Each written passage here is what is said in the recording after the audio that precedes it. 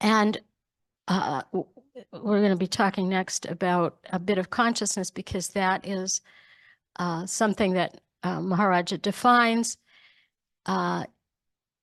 using the undefined terms. And so a bit of consciousness is a triple of the form observer, process of observation, and observed. And we know from Vedic science that this is the fundamental structure of creation. Consciousness observes itself. Consciousness is conscious. And so when we interpret these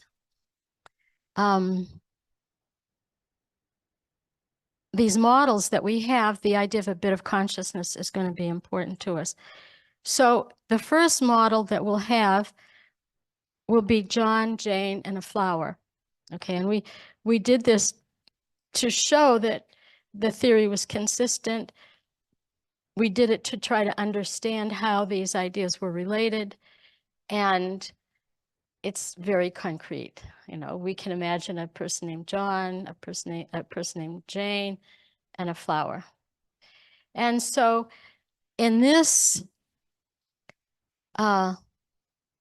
theory, or in this model, the flower model, we have these undefined terms. The observer, well, the way we interpret it is an observer can be either Jane or John. That's it.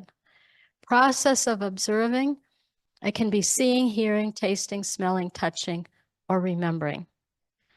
An object that's observed can be Jane, John, the flower, or any bit that's created. If a bit has been created, it can be observed. And all there is in Maharaja's model, theory, all there is indicating everything that ever has existed, past, present, future, manifest, unmanifest, and so on. But for our model, all there is John and Jane, that's the observers, the object of observation, the flower and other bits, and all processes that connect these. Okay, and these are some of the bits in this model.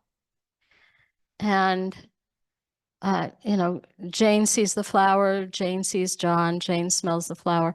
And then we can have the bit, Jane sees the flower, involved in another bit. And this is the idea of consciousness observing itself and then continuing that process to create all of creation. So Jane can remember that she saw the flower, and so on. And John can see Jane seeing the flower. That's the third to last. And then John can remember that he saw Jane seeing the flower, and so on. So these are bits. Now, this next point is very important. In Maharaja's theory, he says only a bit of consciousness is real. And we had some problems with thinking about that at first, because it seems like 10 is real to us, or I'm real, or, you know, anything you see is real. But in these 4 examples, and these are all legitimate mathematics, and I'll explain them to you. 10 plus 10 is 20. Well, we learned that in 2nd grade or 3rd grade or wherever. 10 plus 10 is 100. Can anybody figure out why I'm claiming that that's legitimate? Binary, yes, so base 2. So in base 2, well, in base 10, when you have 1 0, it's a 10 and a 0, and 1 0 0 would be 100, you know, 10, 100, 0 tens, 0 units.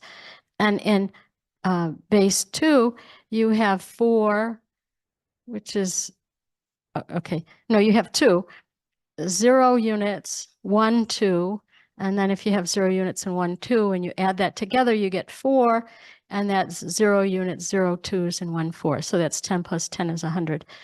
I don't have time to really explain that. So if you're familiar with this, you get it based on what I said. But if not, don't worry about it. And 10 plus 10 is 8. Where do we get that? Clock time. Yeah. Yeah. Clock arithmetic. So if it's 10 o'clock, what time is it 10 hours later? Well, it's 8 o'clock. Okay. And You may say, well, is that real mathematics? It turns out these systems, this is a mod 12 system, modular arithmetic is extremely useful.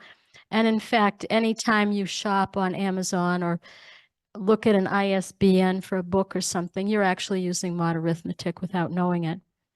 And then 10 plus 10 is 10. Anybody know where that came from?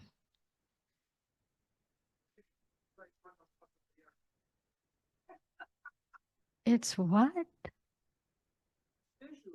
Visual. Oh, okay, that's interesting.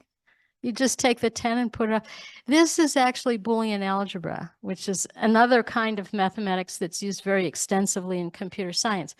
Okay, so now why am I even talking about this? I mean, aside from the fact that it's just fascinating that mathematicians can do this, it's because if I give you 10, it's not real. Okay, now I think all goes well.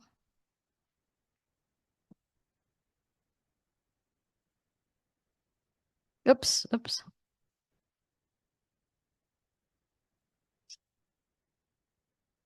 I'm trying to draw on this, and I think I might be able to. Yeah. Okay, here I'm saying 10 belongs to the integers. Okay, don't worry about that symbol. And here I'm saying 10 belongs to the integers base 2. And here I'm saying 10 belongs to, okay, I can't remember the symbol. It's Z mod 12, Z based with, is that right? And then this is 2 as well. Anyway, and then this is this, usually Boolean algebra is some kind of capital B. Okay, now, as soon as I write these, then the 10 is real. Before that, it was just this abstract thing, and you didn't know how it behaved because you didn't know what kind of a 10 it was. And we write this as a bit of consciousness. All these can be a bit of consciousness. There's an object, there's a relationship, and there's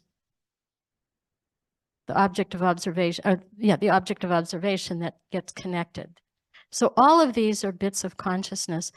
And when we started working on this, the math department, Anne is here, and we spent a lot of time doing this. And the big takeaway that I got from this was that nothing is real unless an observer is involved. And we say over and over in terms of consciousness-based education, the student is important, the student is important. But if there's not an observer, it's not real. You know, it's just virtual or unmanifest. And it only when you have a context for it, only when somebody's looking at it, and it could be, it doesn't have to be a person, there's all kinds of things that can give us observation. Only when we have this process of observation do we get what's real. Okay. So there's pure consciousness, and that's abstract and manifest. Reality is generated when consciousness observes itself.